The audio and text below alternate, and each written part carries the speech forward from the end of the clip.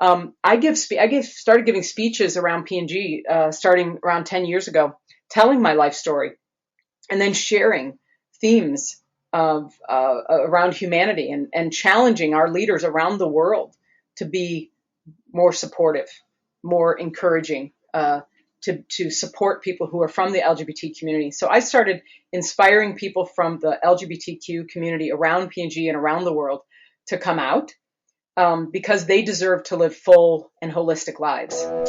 This is the Rebel HR Podcast. If you're a professional looking for innovative, thought-provoking information in the world of human resources, this is the right podcast for you.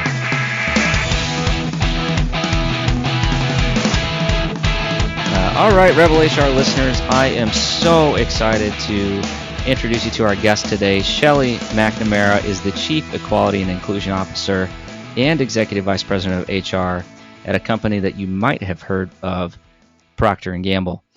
She began her career in sales and has spent almost 30 years in HR. She has a ton of experience. She also has a new book coming out that I'm excited to read and talk about with you today here. It's called No Blanks, No Pauses, A Path to Loving Self and Others. Welcome to the show, Shelly. Thank you, Kyle. First off, thank you very much for joining us today. So Procter & Gamble, obviously a premier organization in our world, and especially more critical the way that 2020 and the beginning of 2021 have become. So can we just start off? Can you just kind of tell us what is your story in HR? How did you get into the career you're in, and how did that lead you to where you are today? Yeah, so I attended the University of Michigan in Ann Arbor, Michigan, and when I went away to college, I selected a university that had a broad range of of areas for study because I didn't have a clue what I wanted to do, which is not unusual for an 18-year-old.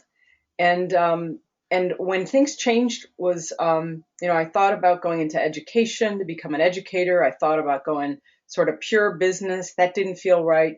And then I took this organizational psychology class, and the professor was outstanding. But most importantly, I read about this field called organization development, and it was defined sort of like, I think they used words, or what I recall was, it's a values-based approach to helping individuals, teams, and organizations transform.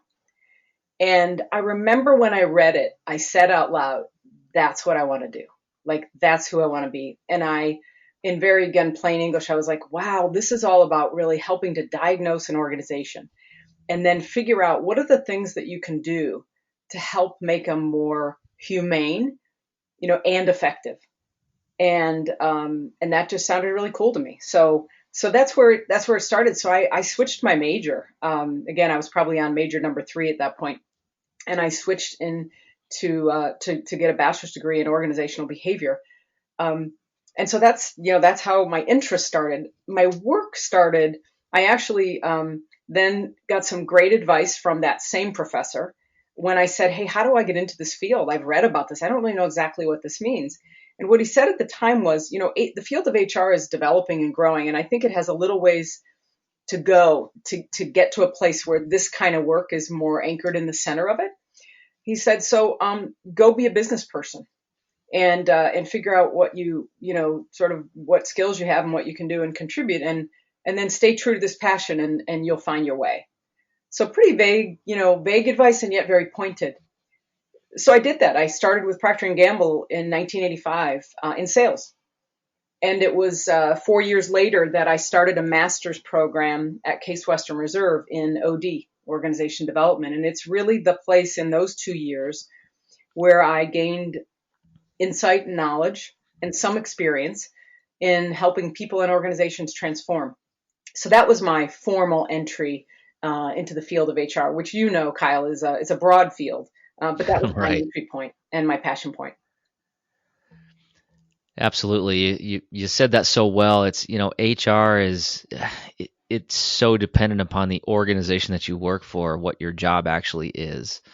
And so I wanted to touch on one of the comments that you made, and I thought, what a truthful statement that HR had a long way to go before the business really embraced, OD and IO psych and some of these, what I call kind of like new school theories Right, of business leadership. So right.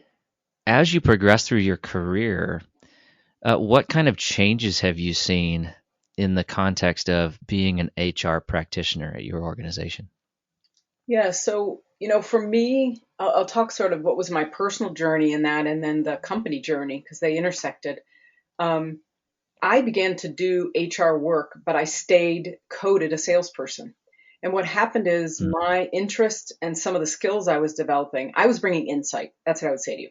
I was bringing insight about change management. And I was in and working with a sales team that was beginning to um, transform from our connection to customers as singular salespeople to more multifunctional teams. So the first change effort and first piece of HR work that I began doing at P&G was in helping those teams that were now adding resources to the teams. We were adding people who understood supply chain. We were adding finance people who brought more of that discipline and more depth. And so my first really HR work was being one of the people at P&G who started to define the capability work and start to do some of the capability work that helped us transform. And we had to make structural changes, right, to those teams as they interfaced with customers in a more multifunctional way. And we also had to make some culture changes, getting people to work. So structure, strategy, and culture. We had to develop more holistic strategies for customers that went beyond selling cases.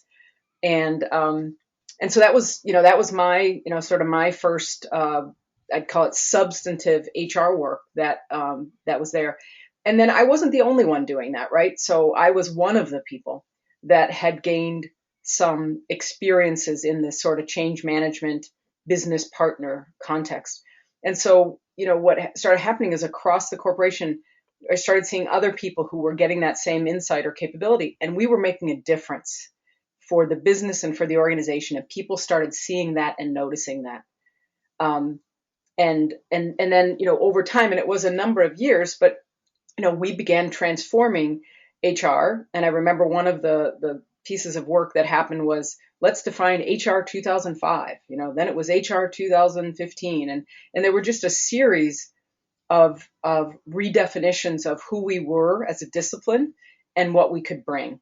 And that transformation wasn't about eliminating the things that are incredibly important about HR, have been and always will be, right? Like, quality and discipline and things like compensation, right? Quality and discipline and things like employee relations, et cetera. You and I could go on giving the list. mhm. This became an extension and which was, and that's what I got to be a part of at P&G. As I was one of the people who helped over a 10-year period bring in some of the transformation skills.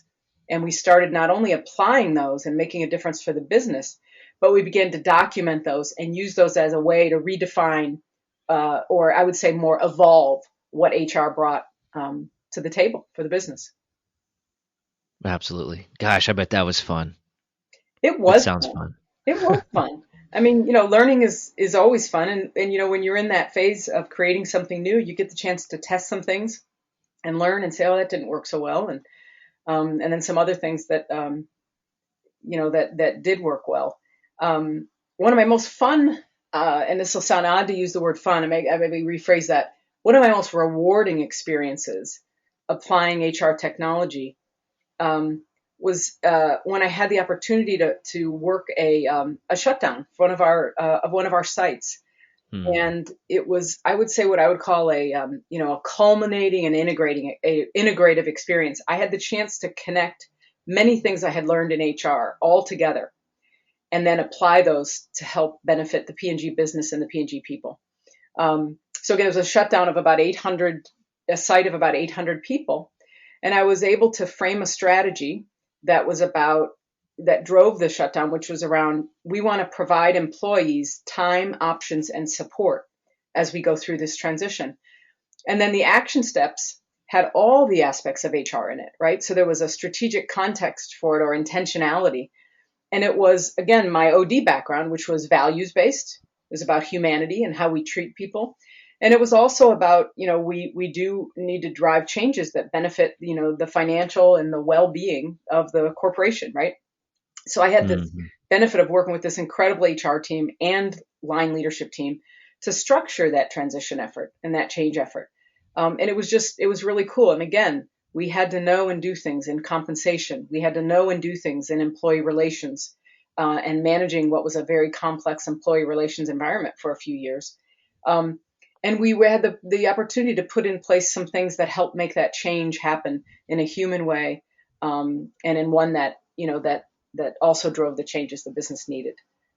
So that's just one example that, that I had to do a piece of work with colleagues where we leveraged the new insights of really the holistic portfolio of HR work and skills.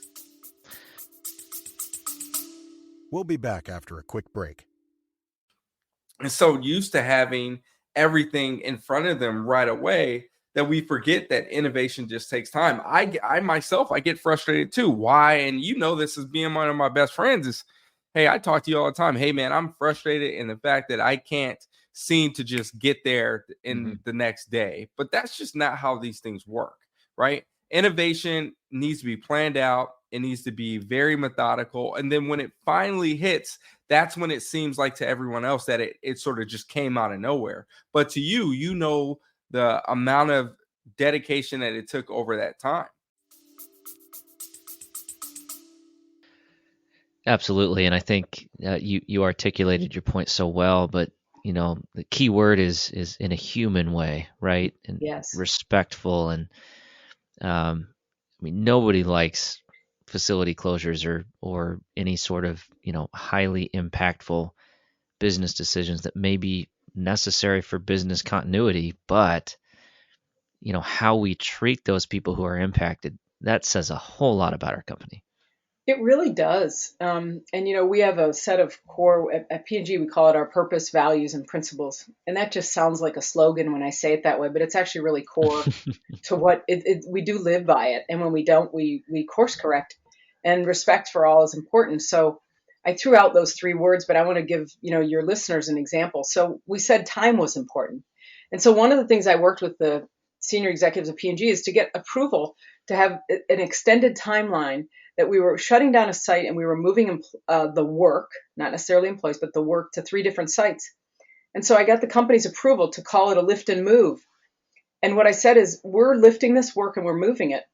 And we're going to give all of our employees the option to go with that work, right? And we needed to provide them time. We needed to provide them some options, because what I know about human beings is that when we have the ability to make choice, we feel more whole and we feel better, right? And we feel more in control. And so even those sites that, that it was less likely that people would go to, what I built into the financials with our finance leader was to give people the option to go visit that site. So some of our administrative and technical resources, may be the ones, because they were sourced locally. Okay, our manager talent is sourced nationally. They may be less likely to move, right, location, because they were sourced from a local talent pool, and that's just what we find. But we gave everybody the option to go visit the work that was moving to Cincinnati, as an example. We said, you can go visit Cincinnati, and we scheduled, trips that people could take in groups to go visit, to see to check into the school system, to see if that's a place they would want to move. So again, we had an extended timeline as much as we could, and then we gave people options. And then the last thing is support.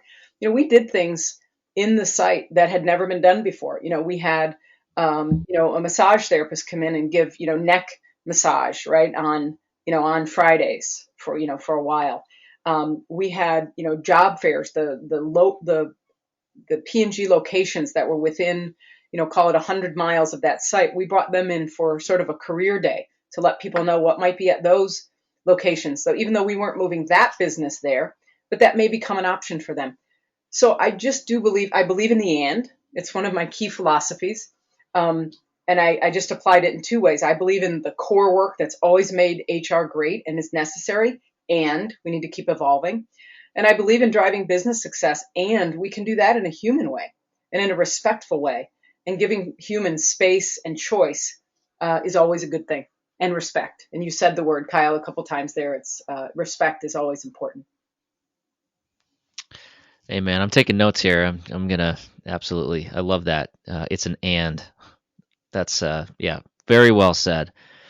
So I'm curious, and maybe you can help settle a debate that I tend to have with HR professionals. So you mentioned that the advice you got in the role that you walked into initially was not an HR role. It was a sales role, or Correct. a role specifically supporting the business.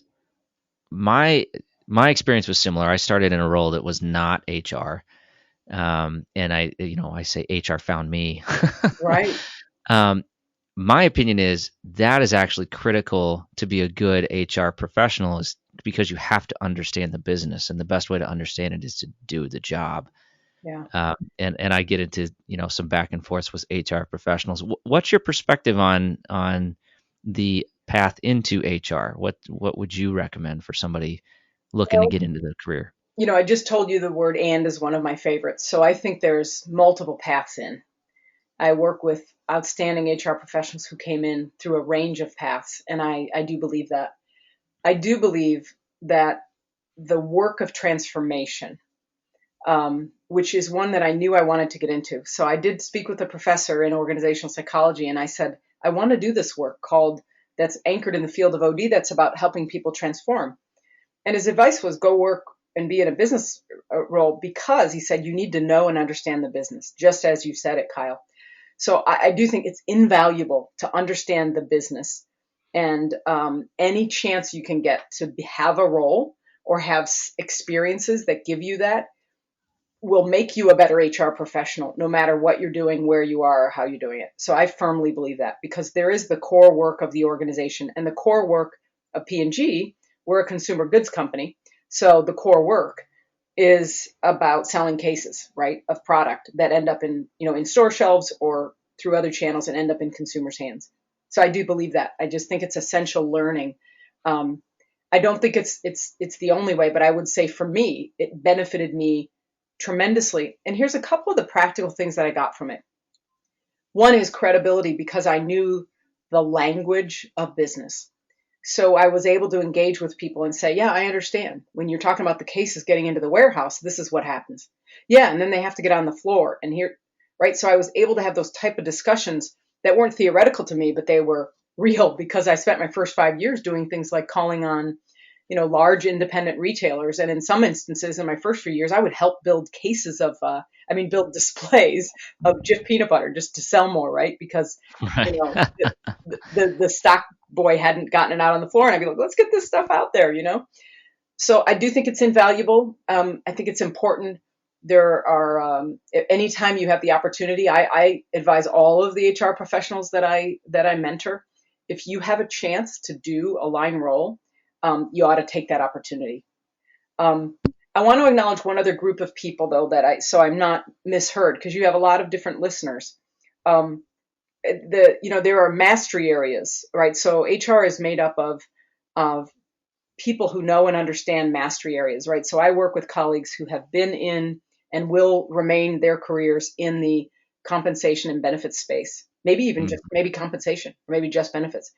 They're invaluable to me and to the corporation, right? They over time know that work. They over time know the transformations that have happened, and a depth that I wouldn't have. And there are generalists, right? I also think there's a both and. Over time, I built a generalist skill set. And I'm going to credit a different person who said to me, because I started out doing OE type roles, so OD or OE roles. And one of the things she said to me was, you have great leadership skills. Um, and unless you're going to go be a consultant at one of the consulting firms, you're going to have to build a generalist skill set, because that's who's going to get the majority of the leadership roles, especially in a corporation like this. So I made the choice. This is the second choice. So I made the one choice, which is to do a line role. I made a second really important choice in my career, which is to build a generalist skill set. And I will tell you, my career's gone a bit full circle, because what that meant was that I was the business partner for many business leaders at many different levels in P&G, helping them transform their organization, but also making sure that their senior executives understood our compensation principles and why we did the things that we did. I was also making sure we followed our employee relations guidelines. And now at the end of my career, like I'm as the chief equality officer, I've gone back to being a master again, and I'm in an area that requires mastery and depth. But the generalist skill set that I developed is one of the best enablers of this as well, because I'm able to engage with people on topics that come from experience, and that's important. Absolutely. My favorite job in HR was the HR generalist role I had in a manufacturing facility. Yes. It was trial by fire, but you figured out real quick if HR was for you. True. It's very true. That's very Yeah. true. And some days you just, you can't write that down, and you certainly aren't going to find some of the experiences in a textbook. That's for sure. Right. And people know the difference when you're speaking from theory or when you're speaking from experience, right? 100%. Yeah, and your ability to influence anybody and everyone. And at the end of the day, as an HR professional, you have to be able to influence people, business leaders, colleagues, to do things. And to the extent you have experience behind it, you're more credible and more capable. Absolutely. So maybe fast forwarding a little bit. And thank you so much for helping our listeners understand your career path. I'm sure there's a number of them that aspire to be in a role similar to your current role today. So I'd like to talk a little bit about your role as Chief Equality and Inclusion Officer.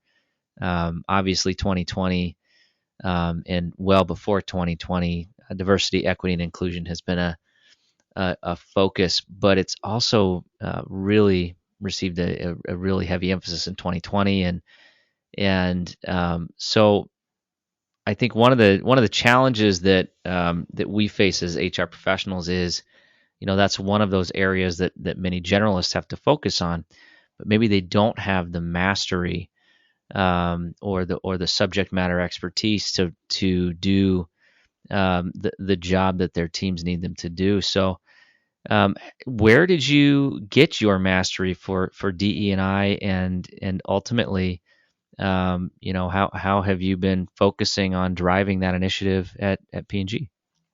So one of the things about P&G is that diversity, equality, and inclusion have been a core part of our strategy for many years. And that's very different than saying there's a program. It's a core part of our strategy. So it's one of the reasons that I've been able to build depth over the many years, because the work and the importance of that work has been around in our corporation for so many years. So, a bit about P&G, we serve, billions of consumers around the world. We have about 90,000 employees in 70 to 80 different countries. And so being able to both reflect or being able to serve those consumers means it's really important for us to reflect those consumers in our employee base. Right. So it's part of how we do business. It's not a nice to do. It's not a separate social cause or other. It's a core part of the work that we believe in deeply. So it really is. So when I say, how did I get how did I build the skill set? The first thing I'd say is I work for a corporation who has had it built into the core of our strategy for a very long time. And we have a very clear and public declaration that we seek to create a company, really, and a world where equality and inclusion is achievable for all. And that internally for us, as well as out in the world, but internally, that respect and inclusion are cornerstones of our culture. And so we work towards that. There's a business reason, right? And there's a human reason, which is a theme, Kyle, that you and I have been talking today a lot, right? Right. We actually believe that when human beings, all human beings can have access and opportunity, it's better for communities, it's better for companies, it's better for countries, right? Limiting people or groups of people, their access or their opportunity is not a good business decision. And so we believe in that, very, very deeply. So on that, I've had the privilege of working side by side with line leaders, right? Women and men who own our P&L and who have been working to say, how do we activate this commitment through things like our brands? And so, you may have seen some of the things that we've done to use our voice out in the world. We have, you'll see it through some of our brands. So you'll see Gosh, I don't know how long ago it was, whether it was 2 years ago or a year and a half, but in the recent past, you start to see men as parents, right, in our Pampers commercials, right? Historically, you'd only see women changing diapers, women holding babies, right?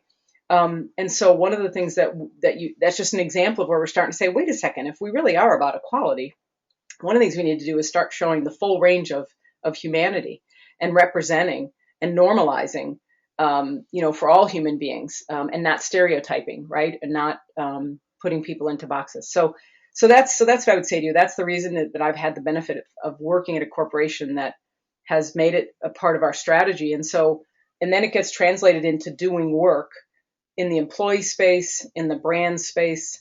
We work with partners in this space to drive systemic change, and we also do work in communities where we invest, time, money, and resources to help drive and build more equality.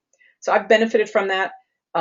Certainly, I've also sought out every opportunity. I made the choice. I think making a choice is really important. And for HR professionals listening to this, you have to decide what's going to be your point of difference.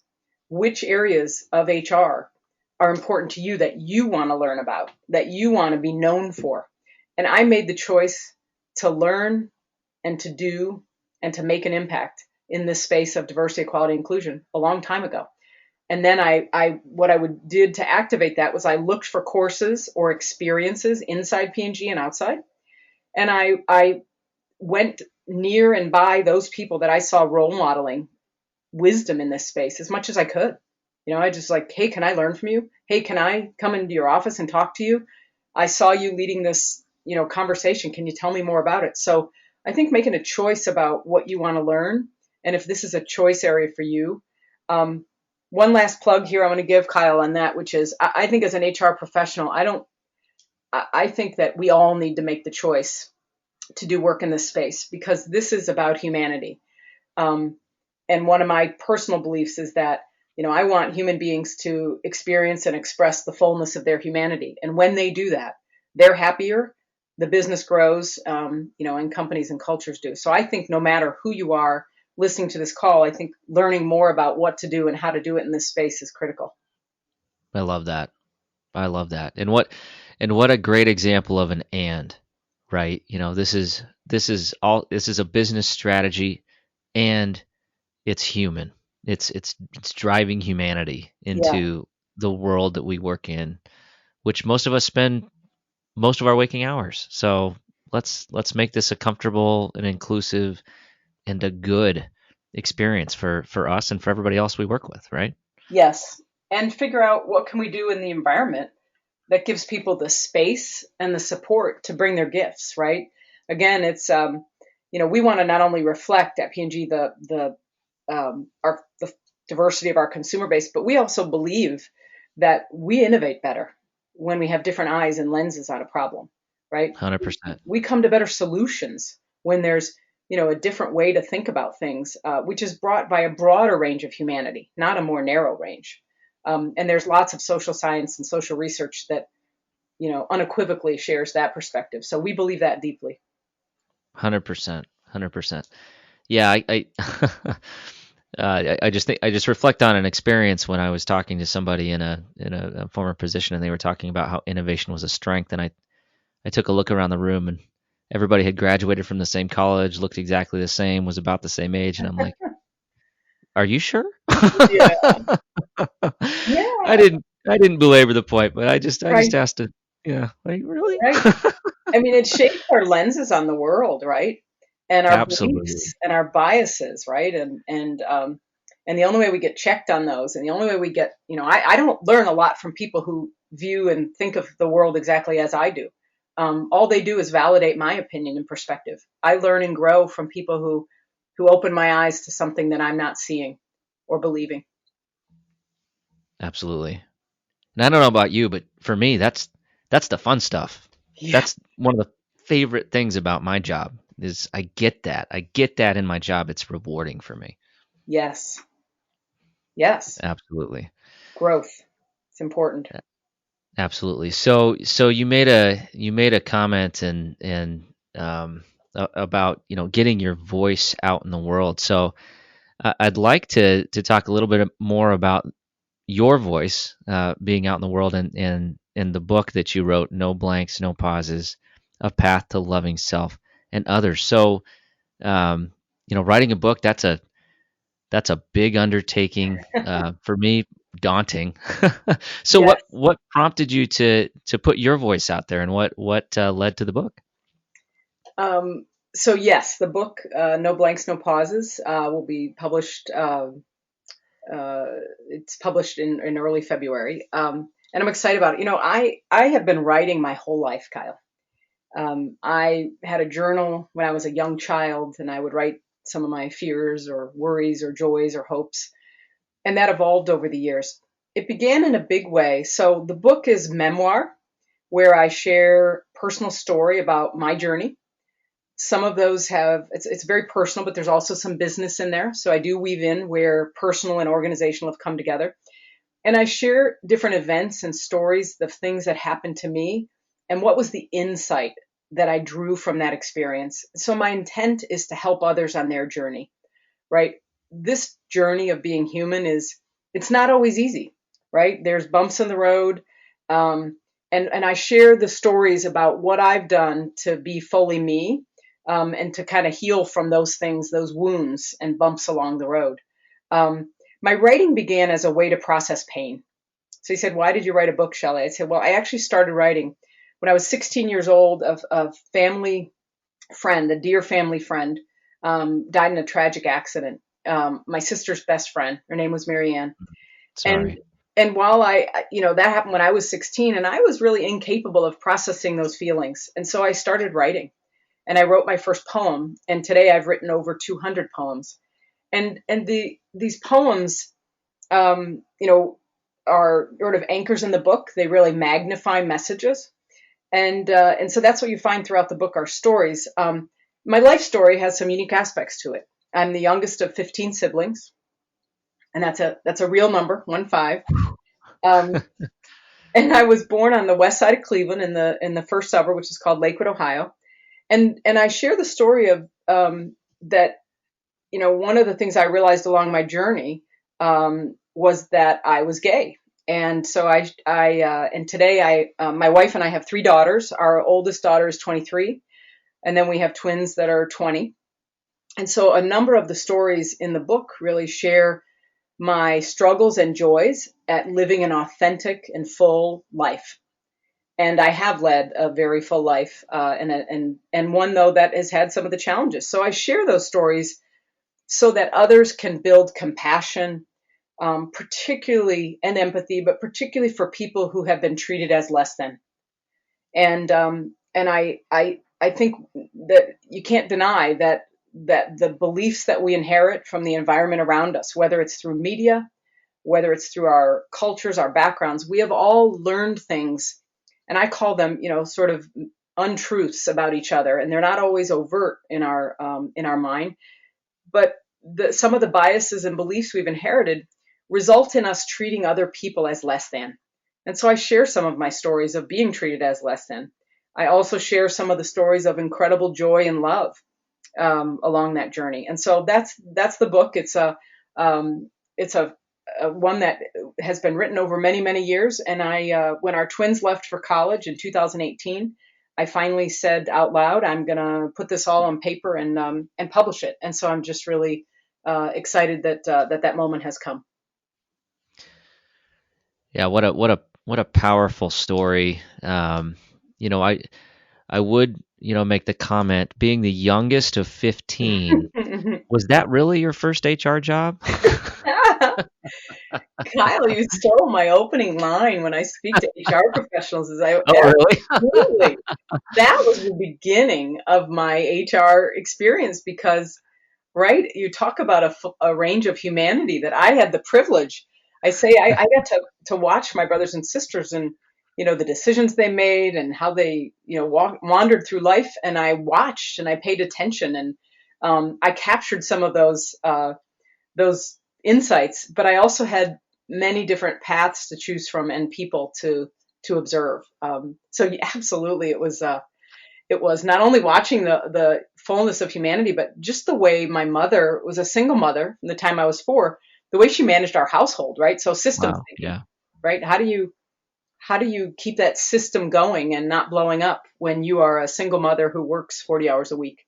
And that was some great learning too on sort of systems work and change management and work process, all of it. I can't even get my head wrapped around how someone would do that. I'm trying to deal with 3 Yes, with a partner. I, yes, I don't even know where I would start. Kudos to your mother. yes. She's a wonderful lady. Yes, she was. Yeah. Absolutely. Wow. Mhm. So obviously, you come from a point of quote, difference. And we're all a little bit different. But one of the things that one of the comments that you made in one of the interviews that I was reading was that being gay wasn't part of your plan, Right. and that was a poignant line for me to read, and honestly, I got a little bit emotional when I did because I reflected on when my brother came out as gay a Mm, few years ago, and um, the comment from some of my family members was, "Boy, that's a really hard life," or mm, it had that that same kind of tone that, well, this wasn't what we would plan for, and right. I felt like that that was borderline, I mean, in my opinion, offensive. And so but there's so many things that aren't a part of our plan, right? Right. I mean, I didn't plan most of my life. Right. Right. um, Isn't that so yeah, so kudos to you for being, just being authentic and living your life in an authentic way. So as you were coming to grips with that and getting into your career, how did you reflect that authenticity in the work that you were doing, as well as your personal life?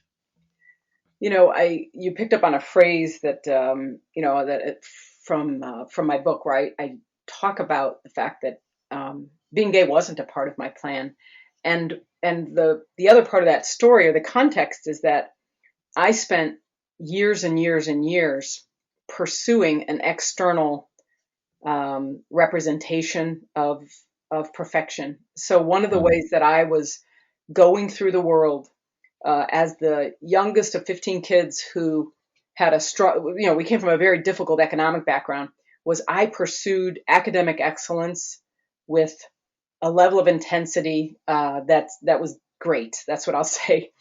And so mhm, when I realized the part of my identity that I was gay, because the external images and narrative around me, and this would have been in the 90s, right.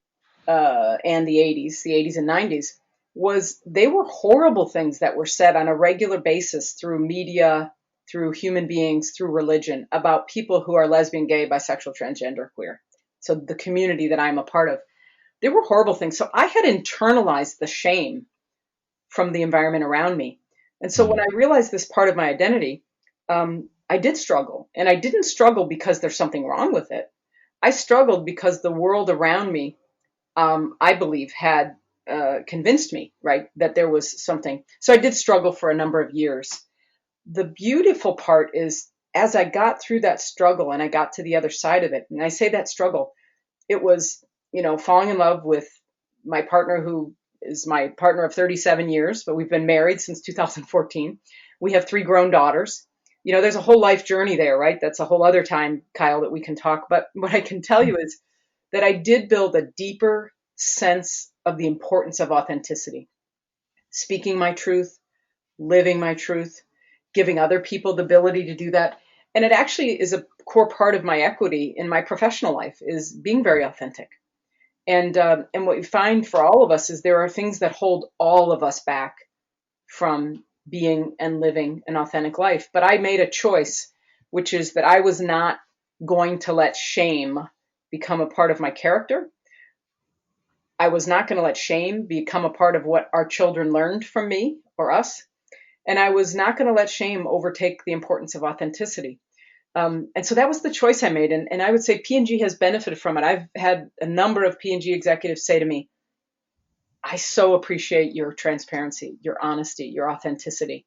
And through the story, or through, referencing back the book, No Blanks, No Pauses, started giving speeches around P&G starting around 10 years ago, telling my life story, and then sharing themes of around humanity, and challenging our leaders around the world to be more supportive, more encouraging, to support people who are from the LGBT community. So I started inspiring people from the LGBTQ community around P&G and around the world to come out, because they deserve to live full and holistic lives, without shame or without judgment. And so my personal life and my professional life have intersected in the last few years. And you'll see in the book is just one example, but I've been giving speeches around P&G using my personal writing that draws out really important themes of humanity. And the things that, what I like to say is we do things as human beings, unfortunately, that create distance and divide between each other. And so I offer different ways to look at things and different ways to interact, so that we can eliminate some of that distance and divide and come together to listen to each other, to hear each other, to respect, and ultimately support people for who they are. And you can tell I'm really passionate about it, right? It's I'm just soaking it in. It's such an important message and such important work. So thank you for using your platform to help others feel safe, Yes, and included in their experience at work. I mean, I think that's, if we do anything as HR professionals, we owe that to our employees. we do. 100%. We do. Everyone deserves to feel valued and respected for who they are, not who we want them to be, but for who they are. Absolutely. The other thing that I'm just sitting here reflecting on this, and in your story, I'm encouraged at the progress that we've made since the 80s and Yes, 90s and yes, 2000s. And I'm ashamed to admit it, but I remember I grew up in the 80s and 90s. Back then, gay it was a slur that people used to describe things yes, in an inappropriate way, and at that time it was funny. yeah, And that's not funny.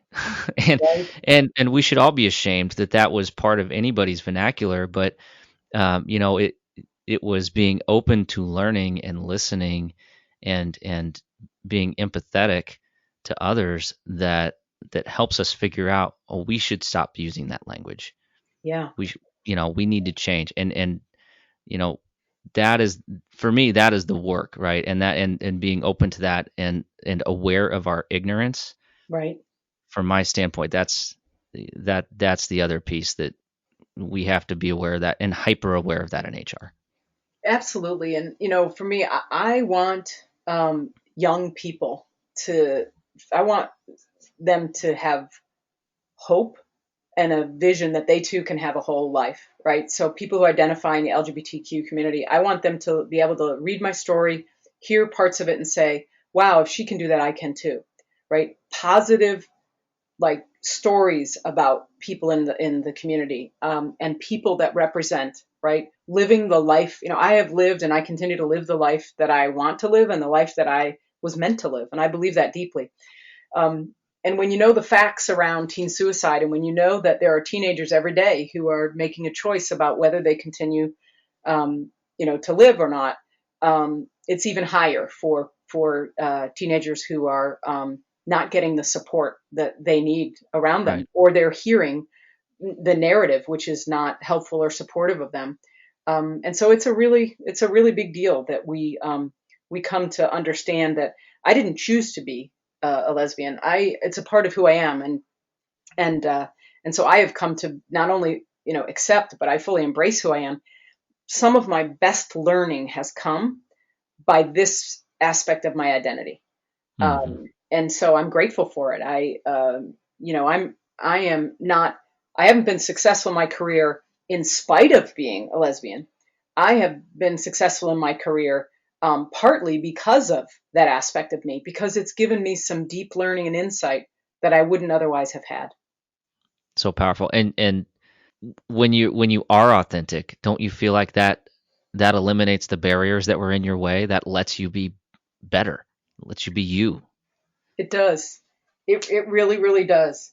Um, can I read you a poem from my book? Are you okay with that? You just Please, triggered the that'd be one. great. It's titled Level Set, and I've used this one in my professional work for years. We are taught to see things and people as better than and less than. Why not different than? We have this need to level up and down. I win, you lose. You win, I lose. One up, one down. Always. Why not level set? Grant you space to be you, and I get to be me. We no longer need to make one better than, to make one less than. What will it take to level set? To see each other as different, but equally magnificent. Create space where everyone can shine. So that's my encouragement, as we close out here in the final few minutes here, Kyle. I think that level setting is an important concept. It's the concept of you get to be you and I get to be me, and we no longer have the need to level one up to move one down. We actually have space for all of us to feel supported, encouraged, and respected. And so I do think it's time to level set the things that we're doing and that we do daily that create division and divide are not helpful for us as humans or the world around us. Wow, that powerful statement and advice that I think we all need right now. So uh, I'm going to leave it right there. I sincerely appreciate the time, Shelly. Yeah, Thank you for the work that you've done within your organization and the work that you're doing to communicate your truth outside your organization. We are all better for it. Thank you. I really appreciate it. And to all those HR professionals out there, it's a wonderful profession. So keep going. All right. Thank you again, Shelly. Thanks, Kyle. Bye-bye. Bye. All right. That does it for the Rebel HR podcast. Big thank you to our guests. Follow us on Facebook at Rebel HR Podcast, Twitter at Rebel HR Guy, or see our website at rebelhumanresources.com. The views and opinions expressed by Rebel HR Podcast are those of the authors and do not necessarily reflect the official policy or position of any of the organizations that we represent. No animals were harmed during the filming of this podcast. Baby.